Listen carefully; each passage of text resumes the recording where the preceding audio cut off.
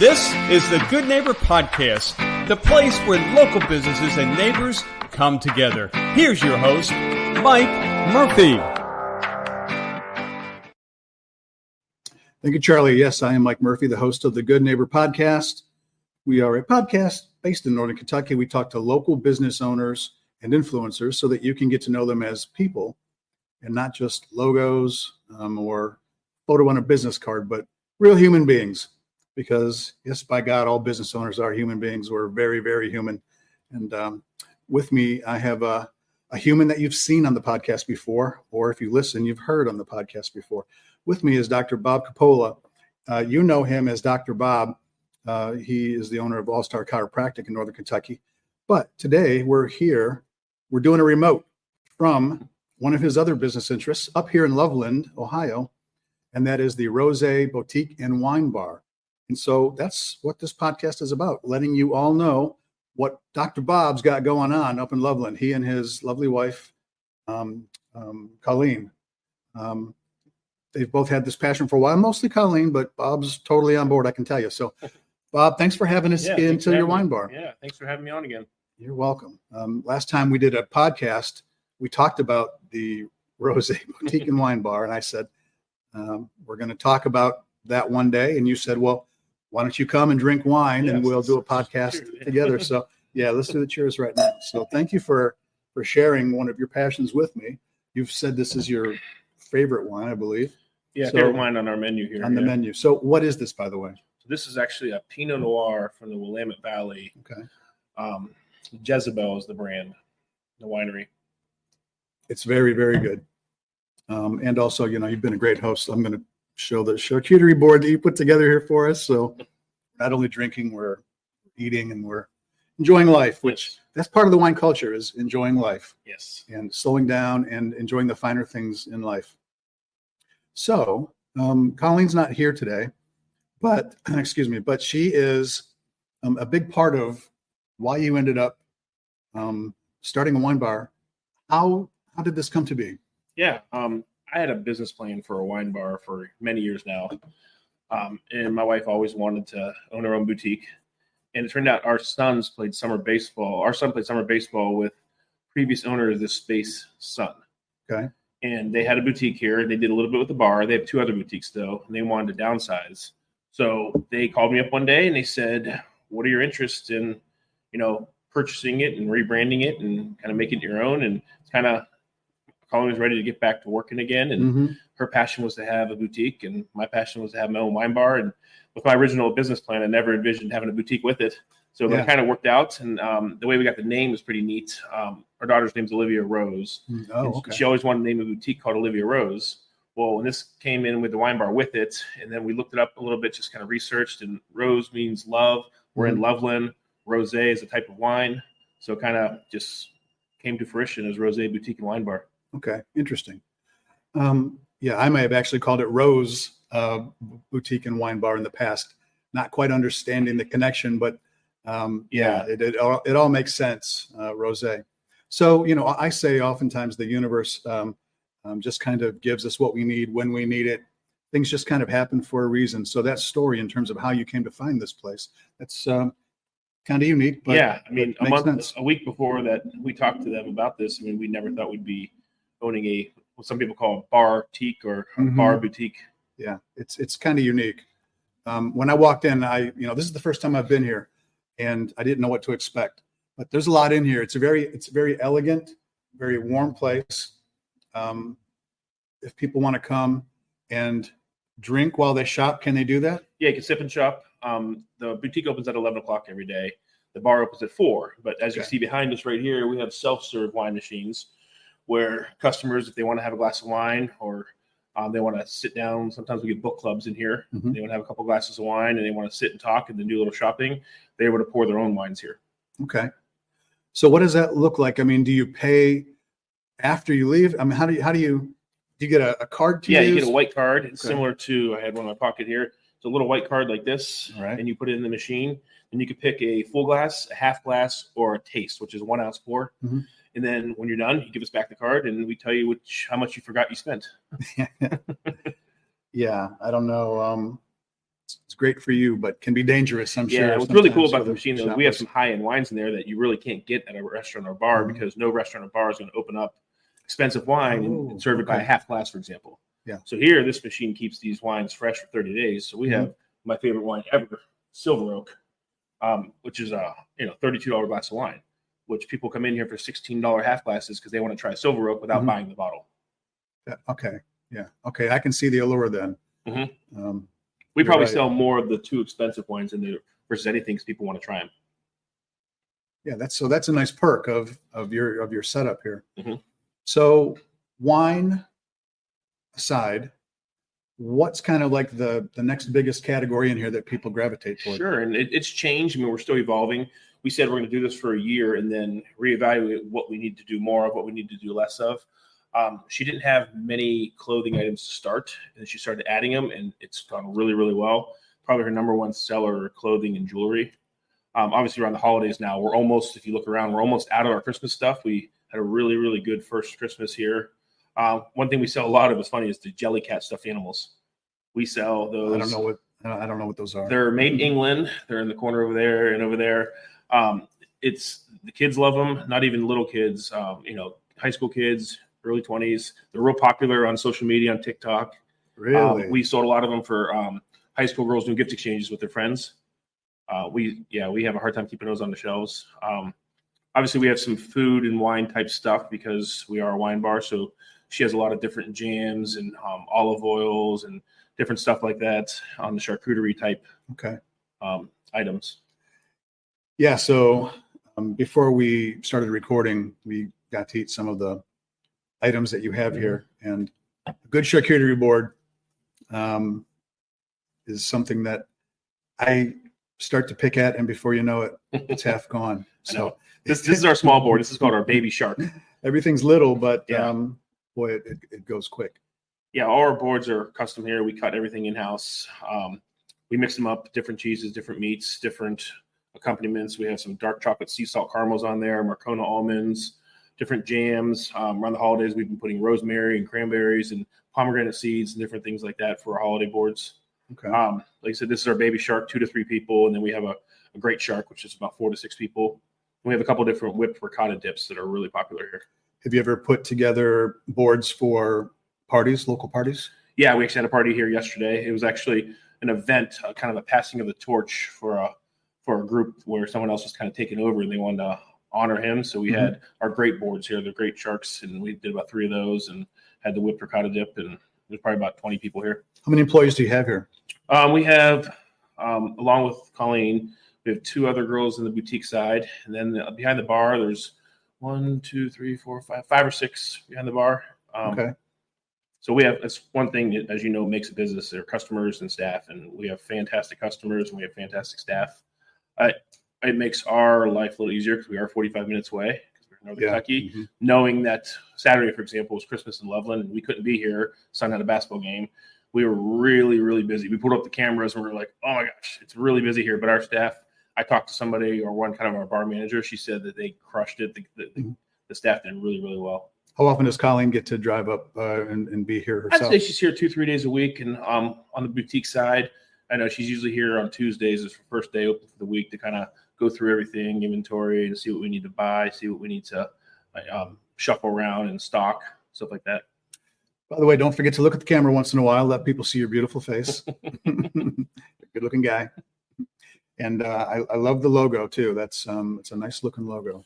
Yeah, kind of our taglines are right here: make poor decisions as you're pouring your wine. Then on the other side over there, we have our Rosé all day. It's kind of a favorite picture spot for everybody. People take pictures on the pink couch over there. We have pink starbursts usually. Yeah. And they get pictures and post them, and tag us, and everything. Oh, it's great. You've got a good marketing mind there, Bob. So when it comes to the wine itself, did you come into this with a lot of wine knowledge, or have you picked a lot of wine knowledge up since you opened, or has it been a bit of both? I'd say it's a little both. I definitely had a wine background. I've been kind of a silent investor with a local wine bar in Covington. Kind of got me, more into the wine world. I am a level 1 sommelier certified. Oh, I didn't know that. Yeah, so that's kind of understanding, wine in a restaurant bar type setting. So I'm able to help people make decisions of what they want to try. We're real big too. If we have the wine open and you want to try it, we give people samples. We don't want you buying a glass of wine that you're going to hate. Mm-hmm. So we like to talk about wine. Wine should be discussed with friends. And we like to do that and give them ideas. We're real famous for, we do wine flights here. We get 4 2-ounce pours and with a couple different ones. Our number one selling flight here is called Totally for Girls. And it's 4 wines that are female winery owners or female winemakers. People love that. It's 2 whites, a rosé, and a red. All right. We have one called Shades of Red, where it's 4 reds, and people, red wine lovers, they get. It's a Merlot. No, sorry, it's a Pinot Noir. It's a Sangiovese out of Italy, and then a Malbec out of Argentina. And then it finishes off with a Cabernet from California. All right. Yeah. We tend to go into the wine store and just sort of pick a wine based on what label looks cool. That's very popular amongst wine drinkers. And that is important. And when we came up with our wine list, I couldn't put just all the wines that I like. And I had to watch putting wines that I don't think people are going to like. So a lot of times people aren't if you don't know a lot about wine, you might not be into old world wines, France, Italy. So I can't load the menu up with those. So we had to put some wines that are favorable to people who maybe aren't avid wine drinkers, but want to become avid wine drinkers. Okay. So I assume if people come in and they need to buy a corkscrew, you can help them out with that too. And we got all the send them home with wine glasses. Wine trinkets. We do have a retail license here too. So all the wines behind us are available retail. So people come in here just to get a couple bottles of wine for a party. It's merchandise really nice. So how much of that is you and how much of that is Colleen? Colleen, 100% that side. Okay. Maybe a little bit of my influence. If you go back in that corner over there, there's a couple guys, t-shirts, bourbon, a couple of things like that, some socks. Okay. But for the most part, she curated that whole entire area over there. And then for the wines, our distributor, our main distributor is Cutting Edge Selections, and they are fantastic. And I asked our sales rep, I said, how do I know I'm going to like all the wine that's on the menu? I can't try them all. And she said, why not? Yeah, right. So I went to the warehouse, and before any wine makes it onto our menu, try it first. Okay. I think first day we tried 39 wines. Now we're sipping, we're spitting it out, but we had to make sure I'm not going to put a product on there that I can't stand by. And even if it's not my palate or my favorite wine, if I know it's going to be a wine that people are going to enjoy, and then it had variety too. Even if you're spitting it out, it seems like just like you could go nose blind, smelling too many scents. Can't you kind of dumb your palate down by tasting too much at once? Yeah, there's some tricks you can do though. You could take a little swig of sparkling wine, which kind of resets your palate. All right. That's really good to do. Having some light bites like this can help that too. But yeah, you can get what they call like wine palate fatigue, which could happen for sure. So maybe the ones towards the end, maybe they're not as good. I don't know. If you had to identify one wine that's the most popular wine that walks out the door, is there one? I'd say we have a rosé on the menu that is really popular. It's called House of Brown Rosé. It's a good wine for maybe someone who's not into a real dry red wine. So it's a rosé. It's not sweet by any means, but it has a fair amount of fruit to it. Maybe strawberry in the palate, and we sell a lot of that. And that's also a female winery owner, female winemaker, which we're tailoring to a lot of women that come in here to shop, so they like that a lot. I'd say our Cabernet. This one we're drinking here, the Pinot Noir, then our Highway 12 Cabernet, probably our top red wine sellers. Do you have only wine, or do you have a few selection of bourbons here? Oh, don't know what that was about. We don't have a spirits license here. We're flickering. Yeah, we'll get that taken care of. Yeah. We don't have a spirits license here, but we have beer. Okay. So wine and beer is kind of the same license in most states, in Ohio for sure. And the spirits license is separate. I don't think we're really looking to do that right now. We want to be able to pour wine and talk about the wine. We don't want to be a fast pace doing shots and mixed drinks and running around with bartenders. I know we kind of like our atmosphere here. I think we're unique because we are the only wine bar in town right here. We're definitely the only bar boutique in town. Yeah. Nice, because this is a beautiful area, and it's, I'm sure, well-traveled by shoppers. And yeah, it's like a little Hallmark town, and the city does a fantastic job of creating events. Like Christmas in Loveland was last weekend. The lighting of the tree was the weekend before. They do big stuff for Valentine's Day. There's only 2 Lovelands in the country, one in Colorado and then Loveland, Ohio. So Valentine's Day is really big for that reason. But there's always events going on in the town. The Chamber of Commerce here in the city, they work really well together, and each one of them hosts different events, and they do a really good job. The customers around here and the people in Loveland like to shop local. With Small Business Saturday was actually better than Black Friday for us. Wow. Yeah. Well, I think this place might be haunted. I'm not sure. Did you get a really good deal on this space? If you did, that could be why. Yeah. Yeah. The customers here, we've developed some regulars, which is really fun. That's what you want when people come in and they know the bartenders and they say, "Hey, we came back to see you again," and they want to stay local here. Yeah. Well, you guys have a great place here. You got a great thing going. You mentioned you were going to, try it for a year or whatever. Where do we stand on that timeline right now? Well, I think as far as our, not necessarily try it for a year, but see what we need to do more or less of versus try it. And it's definitely been great, but we know like certain days we needed more staff because we didn't know how that night was going to be. Certain holidays or certain days, Father's Day was really slow here. We didn't know that. So we were extra staffed because Mother's Day was really busy. But so you never know. We're learning things like that. We're learning, what type of wines and what type of food and what atmosphere people are looking for. So we already made some subtle changes. We added to our menu. We did after 6 months into business, we kind of flipped the whole wine menu. We probably added 10 to 15 wines and took away 4 or 5. Certain wines are better for the winter. We added more reds for sure. Took some whites away. We'll add those back. We'll add different white wines. We call them our patio pounders. Good crisp white wines on a hot day. And then we have a patio out here. I don't know if you saw. So we can fit about 20-some people out the patio, and it's dog friendly. And we have water bowls out there for dogs. We have a bike rack over in the front too, because the bike trail is right behind us. So bikers come on up here on their break. So this learning curve of a year that you're into, you've learned a lot already, and you'll learn more. But it sounds like you've put together a great experience for not only the people of Loveland, but gosh, all your Northern Kentucky friends who, we have a lot of friends. We want them to come up here too. Yeah, we have a lot of friends from Northern Kentucky come up. We know it's a little bit of a drive, but it's very unique. You're not going to find anything like this. Would love to open up something like this in Northern Kentucky right now. The time's not right with just the cost of real estate, and but I think eventually I would love to have it in my backyard as well.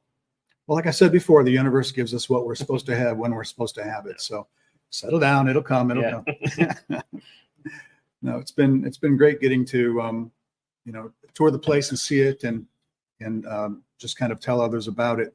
If somebody were to come in and they hear what you have going on here and they want to come in, but they're not necessarily part of that wine world and they don't really know where to start. If somebody walks in and says, "I've always been intrigued by the world of wine and the mystique of it, and it just seems so classy and so fun," but they don't know where to start. Sure. Do you have a recommendation for them? I do, and that's when I want to pour them a couple samples and try something. But I definitely have some starter wines. We don't necessarily have sweet wines here, but we have wines that are on the sweeter side. A lot of times when people come in, they say, "I like sweet wine." I say, "Oh, you don't like wine, do you?" But we have a couple Rieslings that are on the sweeter side. That's a good starting point, and kind of that's kind of the path of most wine drinkers. They started somewhere, and they're not in the same place they started in. Yeah. New wine drinkers aren't drinking this or Cabernet. They're drinking more of the lighter reds or lighter whites, like a Riesling, and work their way into Sauvignon Blanc, and then maybe a Pinot Grigio, into a Chardonnay, and kind of that order of progression is pretty good for people. Most of us started out with wine coolers. Yeah. So I mean, there's nowhere to go but up from there. Yeah. Yeah, and I've always heard that the longer you enjoy wine and try wines and just kind of explore, the drier your tastes run. Does that tend to be true? Yeah, I would say you're going to get more full body wines. And there's dry. I mean, Pinot Noir, for example, is not a dry wine, yet that's kind of down the line a lot of times on the wine journey because it's a unique wine. Pinot Noir is very versatile. It's a fantastic wine, but it's not on the drier side versus a Cabernet. And then you have Cabernets that's from different countries that aren't as dry and has less tannins in there, and tannins that suck the saliva out of your mouth. Yeah, characteristic. I've had Merlots that are so dry that my friends try it and they say this is like drinking cotton. Yeah, so it's very stringent. So that's the tannins from the skins, from the seeds, from the stems when they're doing the crushing. I still have a lot to learn, and many people out there do. So you're the man they need to come see to have fun while they're learning and drink some good wine along the way. I've rarely come across a wine I don't like. It's just that, they all fit somewhere in the hierarchy. And they do. And there's certain wines that are great for food. Mm-hmm. And for example, our Cabernet on the menu, I think it's one of the most balanced Cabernets I've ever had, meaning you really don't need food with that. You don't need a big ribeye, marbly ribeye to kind of offset the tannins or the dryness. It's got the perfect amount of acidity, perfect amount of fruit, perfect amount of dryness. It's a standalone drink. Whereas I have some wines on the menu that do better with these meats and cheeses. And we have a Chilean wine that has a really, really unique flavor profile that does great with some of these meats and cheeses. You do know a lot about wine.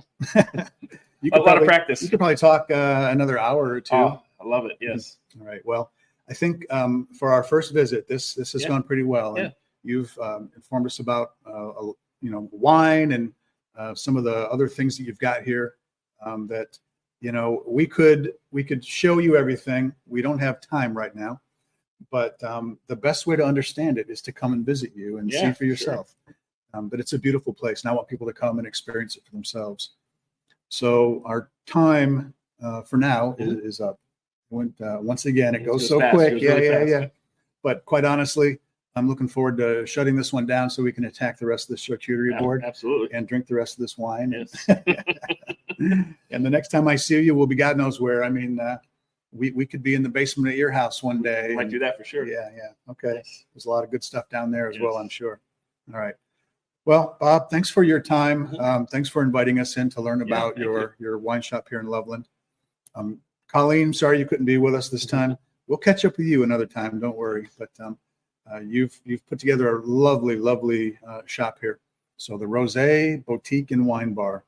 Tell all your friends, come on up, buy some wine, buy some other things. I'm not going to go into everything because there's too much, but come check it out for yourself.